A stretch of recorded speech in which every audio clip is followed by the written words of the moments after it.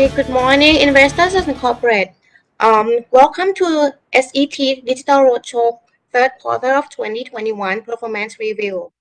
The session will run about 45 minutes, including Q&A, starting by 30 minutes presentation from the company, and we have like 15 minutes at the end in the case that investor would like to get information directly from the company.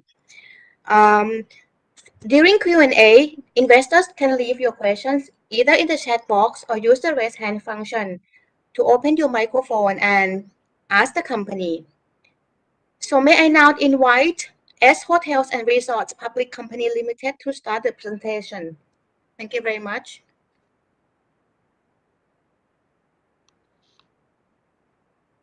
Thank you. Good morning, everyone. Thank you everyone for joining and welcome everyone to corporate presentation of S Hotels and Resort or SHR.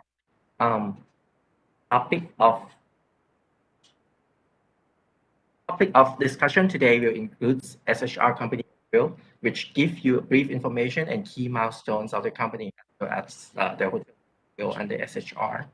Next topic will discuss on the operating resumption and business outlook in the fourth quarter this year towards the first quarter of next year. And the part of business direction will focus on the corporate strategy. And after that will be the discussion on the operating and financial performance of the third quarter of this year. The last topic of today's presentation will be the sustainable development goals and sustainability performance of SHR.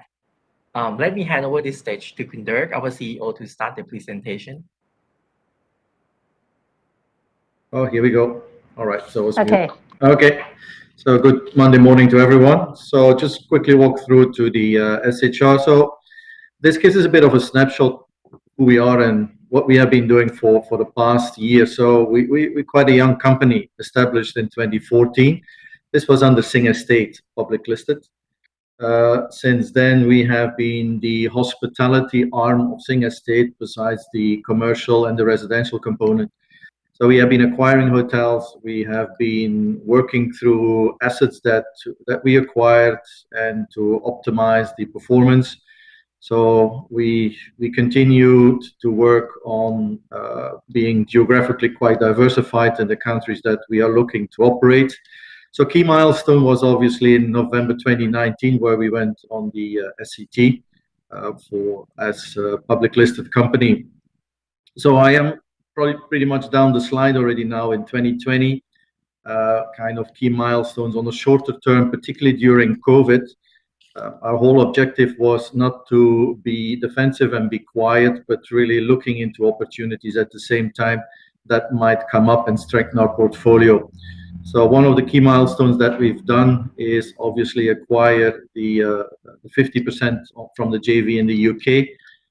We thought it was a good opportunity moving forward, knowing that UK probably bounce back would be very good in the portfolio. We've signed up as well for the Maldives with an HMA or the SO. That's the third part of the island construction starting in November from this year. And then we've looked in a few other opportunities as we're moving forward. So it gives a bit of the cake of where we are, 39 hotels. It's very much a diverse portfolio. You can see majority of the numbers that we have is driving on the UK, that represent the biggest part of the estate. Then Mauritius, Fiji, Maldives, and obviously homegrown Thailand. Next slide. We move on to the next one.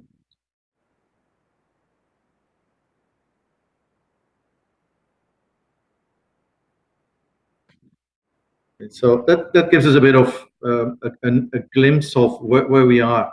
So we are operating in 5 countries. We're working with different brands. So we have our own brands, but we also work with international established brands. So it really depends a bit on the opportunities and the markets that we are trading, what would be the best fit that would give us the best returns and the best performances, obviously. So we have a total number of keys is 4,600. The positioning in general for SHR, we are not in the luxury, high-end luxury, we're not in the economy, but we're very comfortable in the upper mid-scale and upper upscale. So we see ourselves in the space of lifestyle hotels.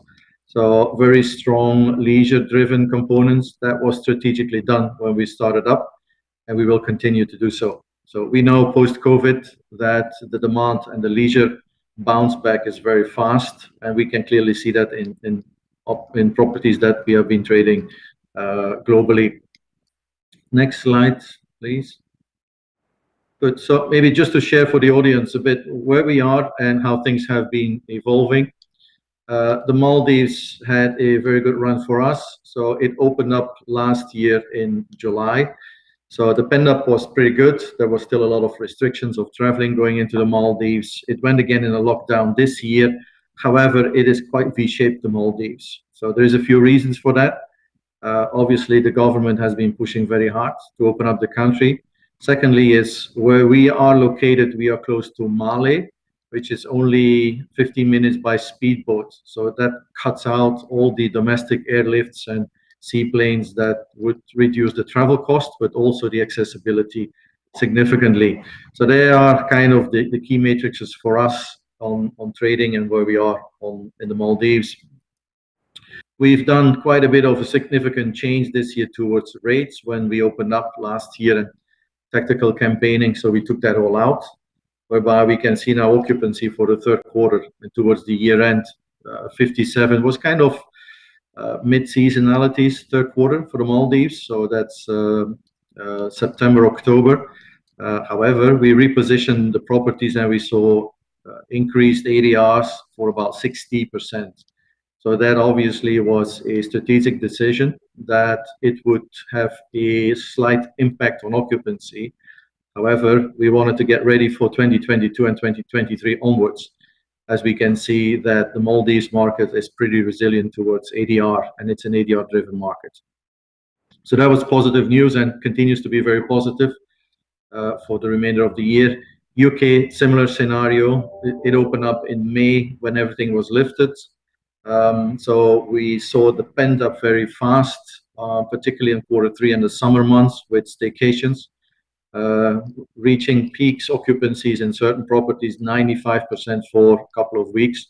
So that was absolutely stunning results that we had. That also obviously impacted on the ADR, driving 81 pounds, which is a significant increase versus last year, and even versus 2019, which is considered to be still kind of a normalized year, even though it was slightly impacted, and that hence we are benchmarking for those years.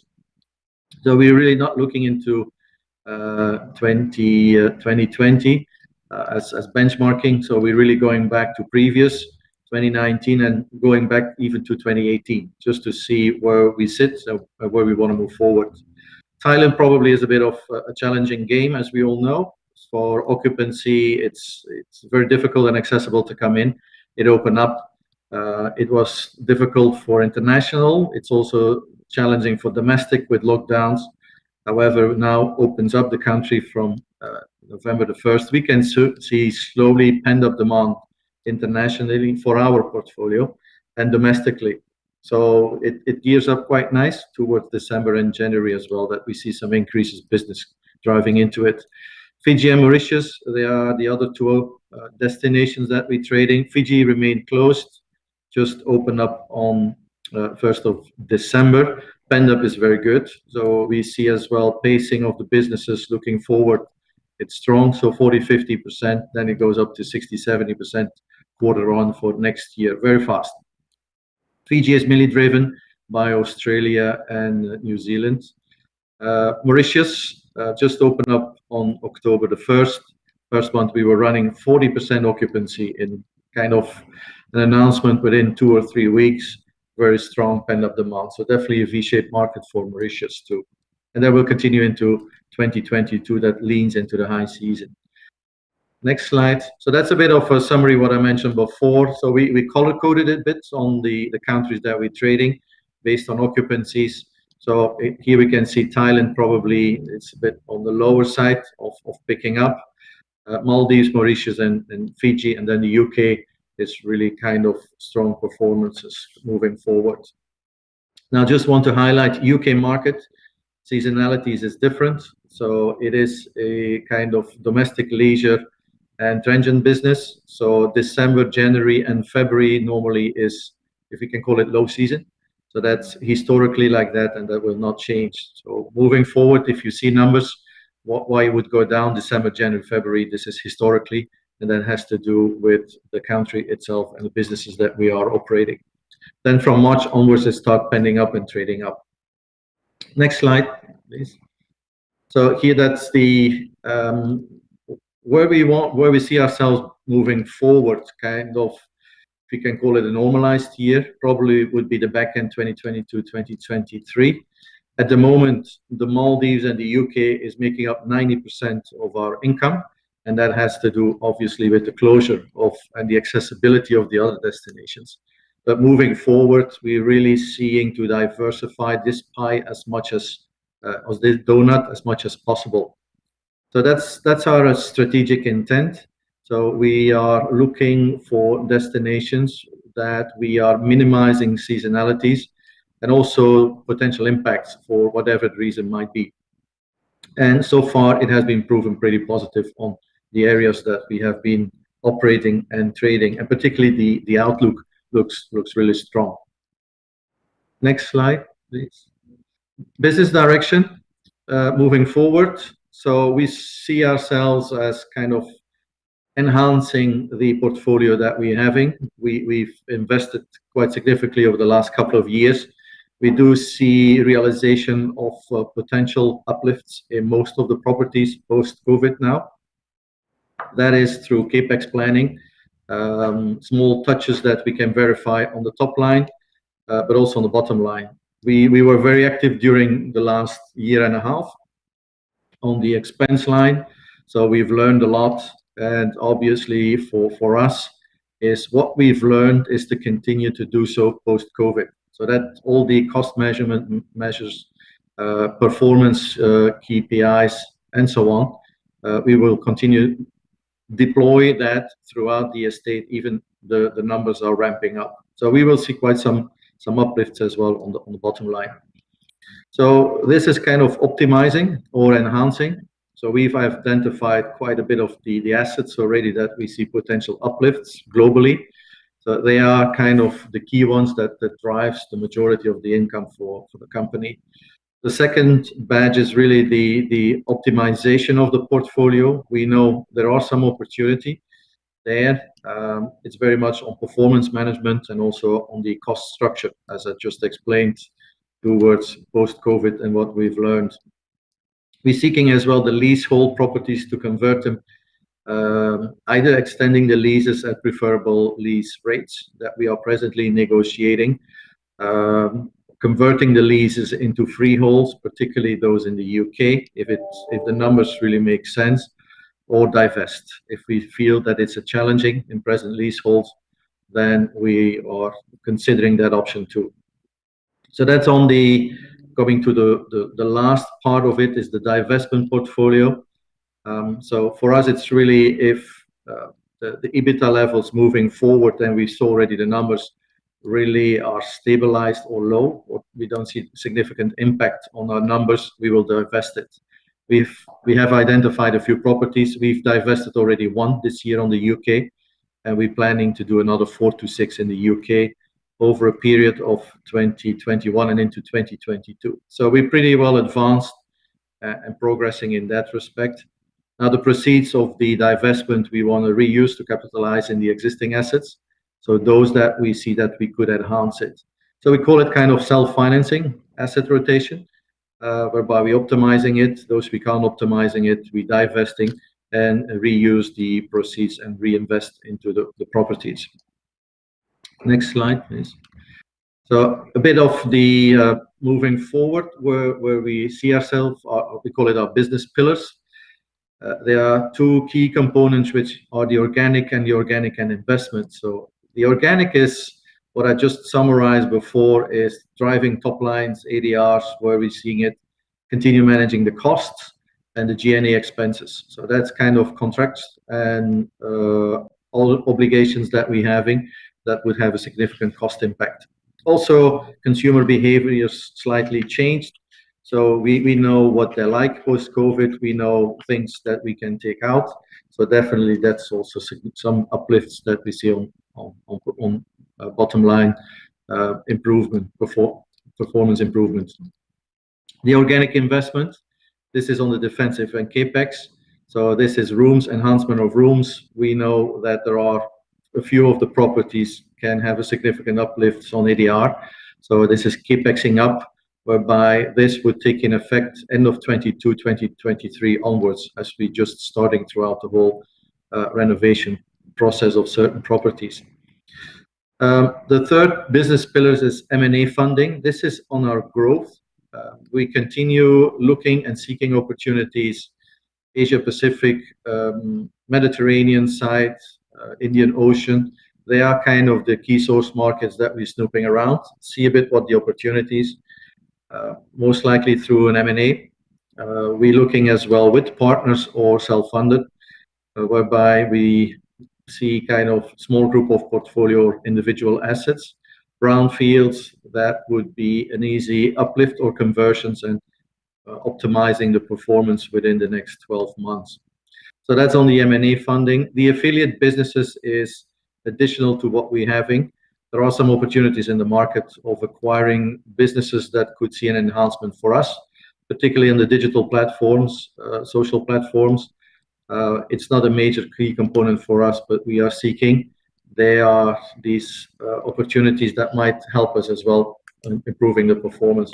If I can summarize this slide, I would say the organic and investment, this is going to make up about 70% of our time and business in 2022. So that's the key focus, is really maximizing the performance. M&A funding is very much into 2023, and affiliated probably runs throughout the coming years. So that's on the strategic outlook that we are putting ourselves moving forward from 2023 onward, 2022 onwards. Quarter three, operating and financial performance, I will hand over to Samita, who's our CFO, just to walk you through the numbers. Okay, Kate. Okay. Yes. Good morning, everyone. The third quarter performance, has already reflected some of the recovery in some geography. So we see on the top line the total revenue of this particular quarter about 1.4 billion. So that's actually 77%, increase comparing to the last quarter, Q on Q. And this is mainly driven by a strong UK as well as Maldives recovery.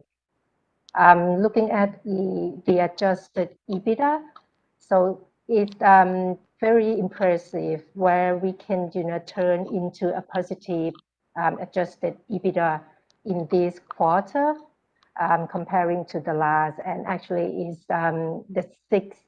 If you're comparing for the last 6 quarters, this is the first time that we achieving the positive adjusted EBITDA since the COVID emerged. For the operating performance itself, for UK portfolio, this already reflecting a strong recovery from the domestic tourism demand, and we achieving the occupancy rate of around nearly 70%, whereas the ADR above, slightly above £80 per room.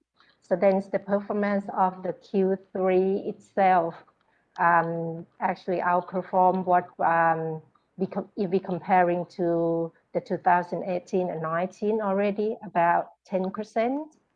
So this actually, because of the improving of the business in UK itself and the reopening of the country or the UK since the July this year.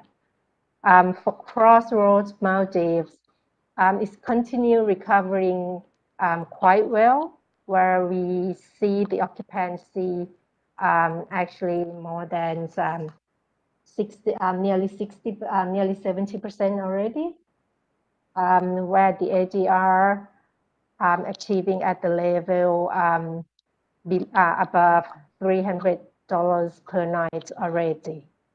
However, as Khun mentioned that the domestic, meaning the Thailand market, is still challenging.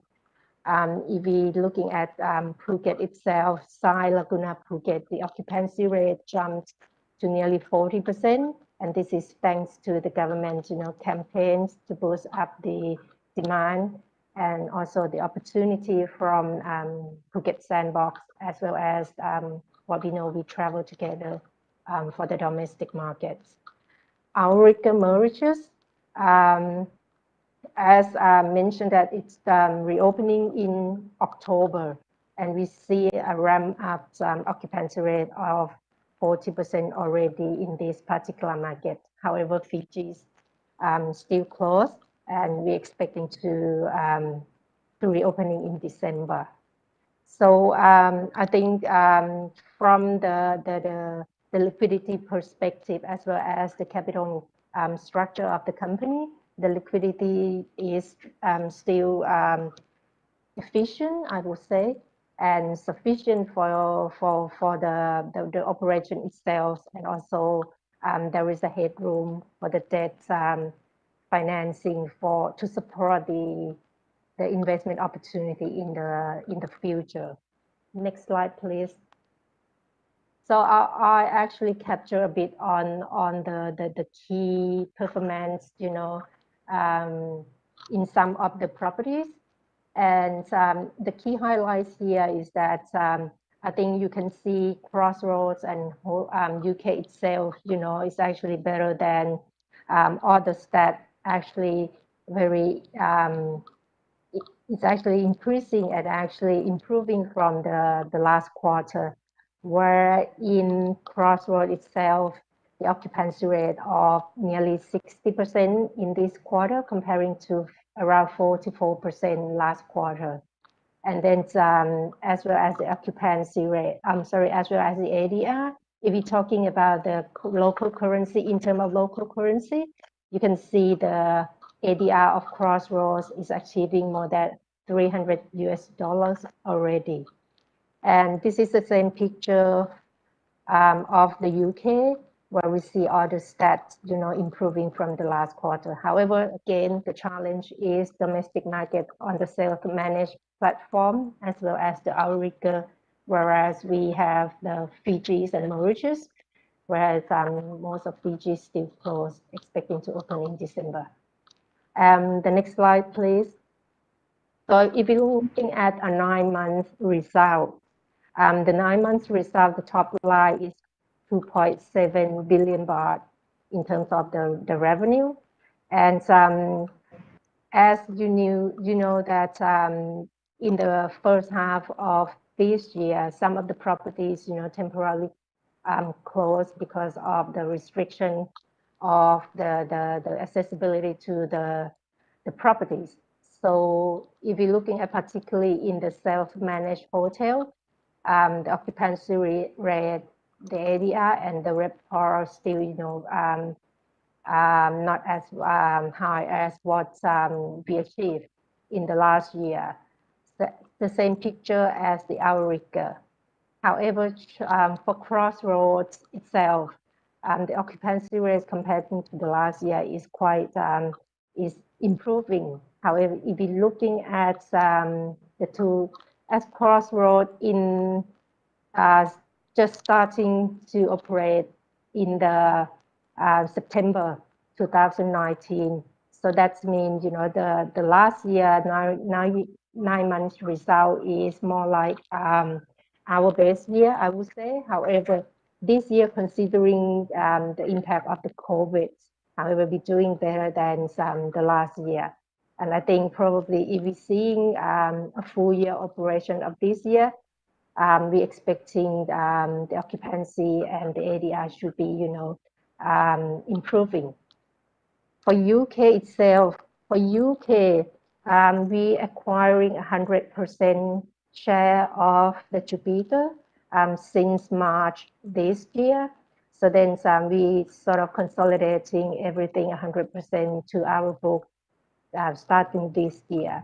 And the performance, from the recovery of the market, domestic market itself is improving.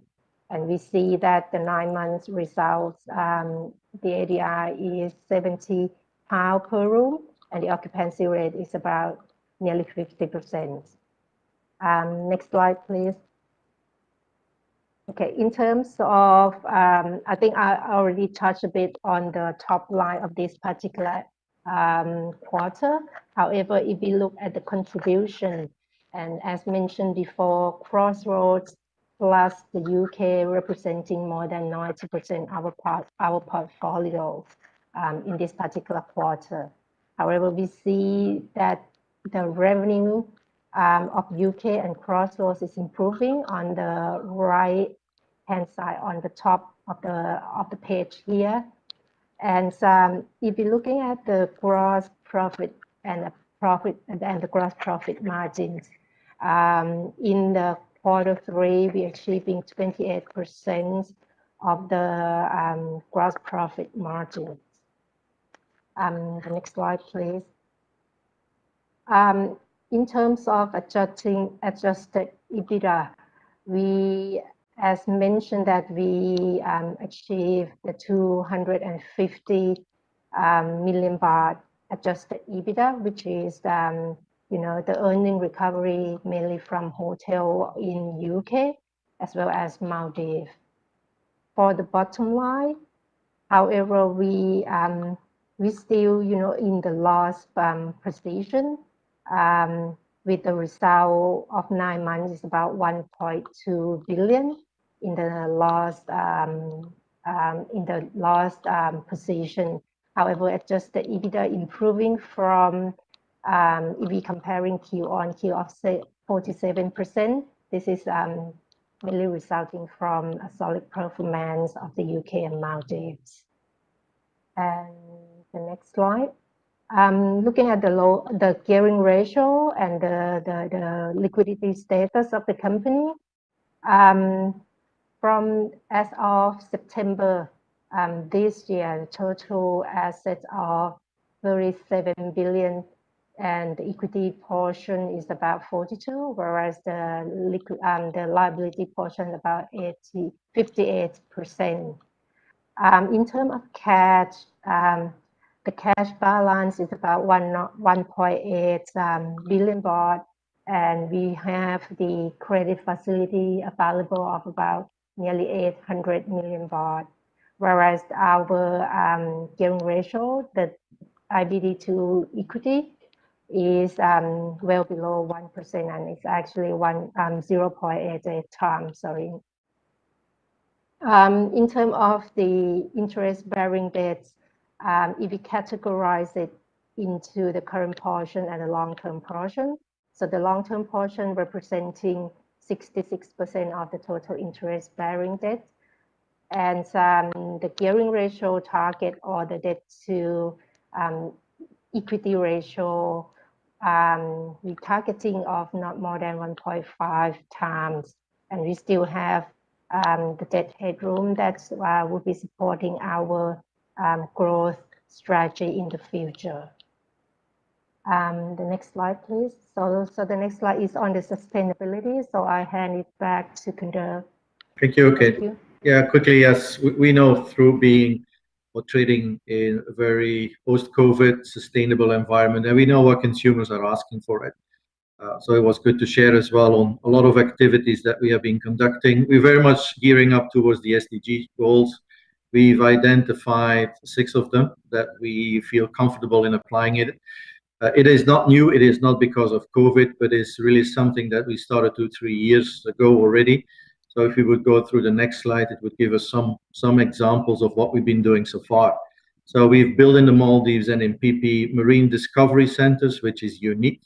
I haven't seen anything similar to that, whereby we're taking it really to the next level, and they're kind of educational. Some of them looks like a small museum that showed us commitment to the environment, but also to the local communities. So it's very much towards engaging our guests if they come and stay with us, to educate them where they are and how they could contribute as well, and taking some lessons back home and try to apply it as well which country they're coming from. At the same time, we've done a lot of coral propagation work. Maldives, we tenfolded the area when we started with our project 3 years ago, which is quite phenomenal. So they are the marine biologists, they are the specialists, and working through that full field and continue to do so into the Maldives and as well in PP. Next slide. That was towards marine biodiversity. This is brand new. That's the next step for us. Is we are starting a conservation project for bamboo sharks. We know they are an endangered species.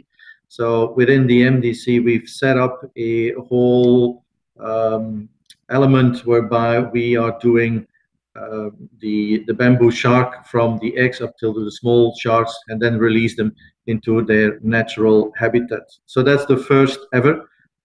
So we are here working together with NGOs. We're working as well with BMBC, Marine Biological Center. So that just gives us a bit of how serious we take things from the sustainability point of view. Next slide probably gives a bit more on the landfill, zero waste, particularly knowing Maldives trading on islands where we know and we're strong.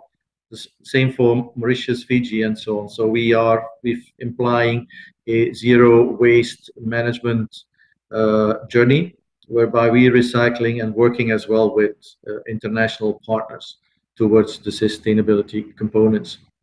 So that's next slide. That probably would give us a bit on the certification. Santiburi Koh Samui, first carbon neutral hotel in 2018. So we're doing the same now for PP. Santiburi and PP got the Green Hotel Awards, they're called Level, which is done by the QP, Department of Environmental Quality Promotion, and the Ministry of Natural Resources. So highly intense questionnaires and field visits that they've been doing. We're utterly pleased to get that as a recognition by the government and the sectors as well towards the environmental protections. Next slide. So, okay. So probably that would summarize for our presentation for today.